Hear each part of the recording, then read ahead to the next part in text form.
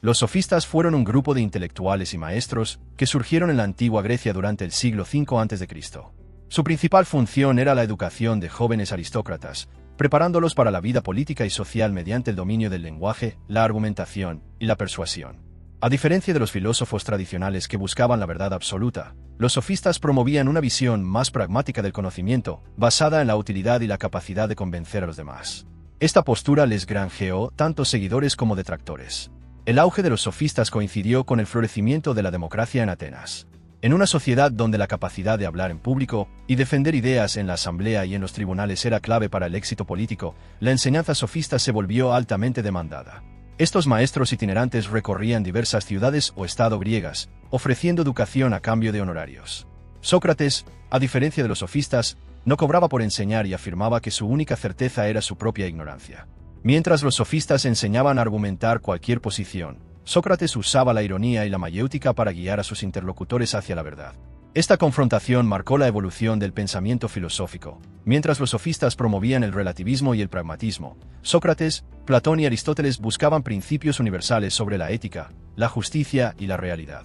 Este aspecto comercial generó críticas de filósofos como Platón, quien los acusaba de vender el conocimiento sin preocuparse por la verdad.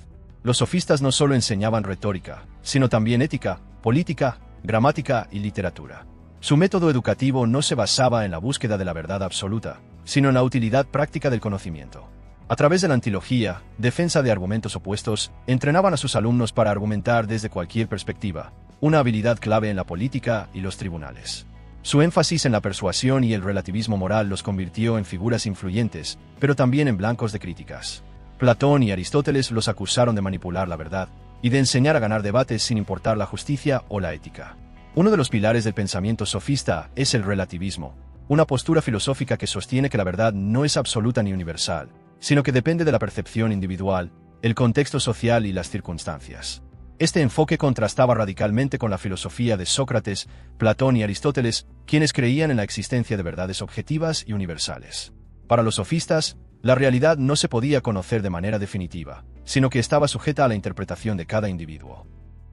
El sofista más influyente en la defensa del relativismo fue Protágoras de Abdera, quien formuló su célebre afirmación: el hombre es la medida de todas las cosas, de las que son en cuanto que son, y de las que no son en cuanto que no son. Esta frase sugiere que cada persona es el criterio para determinar qué es verdadero o falso, lo que implica que la verdad varía según la percepción individual. En otras palabras, lo que es cierto para una persona puede no serlo para otra, y no existe un criterio absoluto para decidir cuál de las dos percepciones es correcta. Desde esta perspectiva, el conocimiento humano no es objetivo ni universal, sino relativo a cada individuo. Esta idea tuvo un gran impacto en la epistemología y anticipó debates modernos sobre la subjetividad del conocimiento. Otro sofista clave en el relativismo fue Gorgias de Leontinos, quien llevó la cuestión de la verdad aún más lejos en su obra sobre lo no ente, o sobre la naturaleza. En este texto, Gorgias desarrolla una postura radicalmente escéptica mediante tres tesis principales. Nada existe. Si algo existiera, no podríamos conocerlo. Si pudiéramos conocerlo, no podríamos comunicarlo. Con esta argumentación, Gorgias desafió la idea de que el conocimiento humano puede captar la realidad de manera objetiva. Para él, el lenguaje es incapaz de representar fielmente el mundo, ya que las palabras son meros símbolos arbitrarios que no garantizan una conexión directa con la realidad. Este planteamiento influyó en la retórica y en el pensamiento posterior sobre la naturaleza del lenguaje, anticipando debates contemporáneos en filosofía del lenguaje y teoría de la comunicación. Además de la verdad, los sofistas aplicaron el relativismo a la moral y la política. Según ellos, no existen valores éticos absolutos, sino que las normas morales son construcciones humanas que varían según la sociedad y el contexto. Por ejemplo, Hipias de Elide argumentaba que las leyes son meras convenciones creadas por los humanos, y por lo tanto, cambiantes. En contraste, los filósofos como Platón defendían la existencia de principios morales universales e inmutables. Esta postura relativista tenía implicaciones políticas importantes.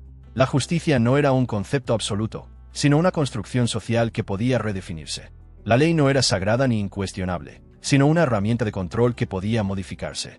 La política debía centrarse en la persuasión y la eficacia más que en principios fijos. Esta visión pragmática de la política fue útil en la democracia ateniense, donde el éxito dependía de la habilidad para convencer a la asamblea y los tribunales. El relativismo sofista fue duramente criticado por filósofos posteriores. Platón, en particular, atacó estas ideas en varios de sus diálogos, especialmente en el Teeteto, donde cuestionó la afirmación de Protágoras de que el hombre es la medida de todas las cosas. Platón argumentaba que, si todo conocimiento es relativo, entonces la afirmación de Protágoras también lo es, lo que lleva a una contradicción. Además, si la verdad depende de cada individuo, entonces nadie puede estar equivocado, lo que haría imposible el progreso del conocimiento.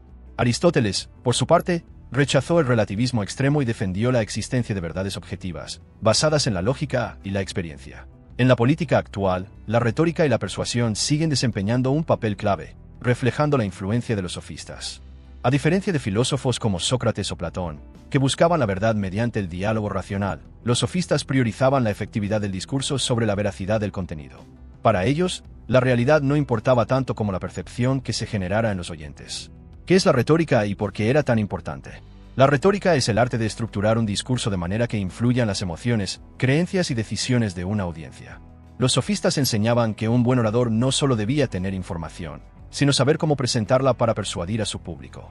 En una sociedad democrática como la ateniense, donde cualquier ciudadano podía participar en debates políticos y legales, dominar la retórica significaba tener la capacidad de defender o refutar ideas con argumentos convincentes, de ganarse la confianza de la audiencia apelando a la emoción y la credibilidad, y de desacreditar a los oponentes a través de la dialéctica y el uso estratégico del lenguaje.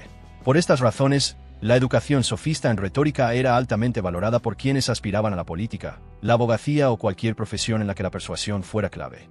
Los sofistas desarrollaron diversas estrategias para mejorar la persuasión en el discurso.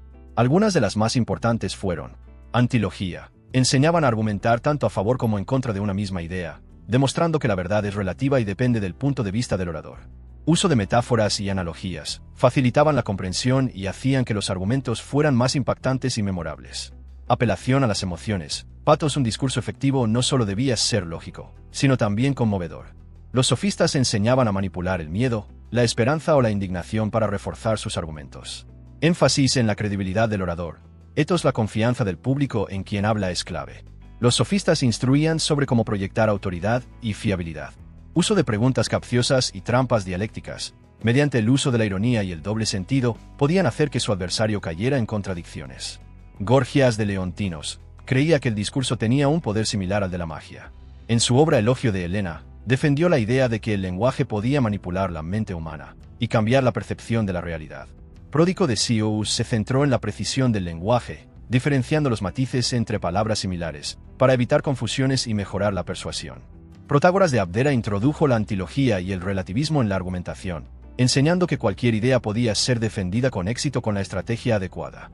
A pesar de su efectividad, la retórica sofista fue duramente criticada, especialmente por Platón, quien la consideraba un arte manipulador que priorizaba la persuasión sobre la verdad.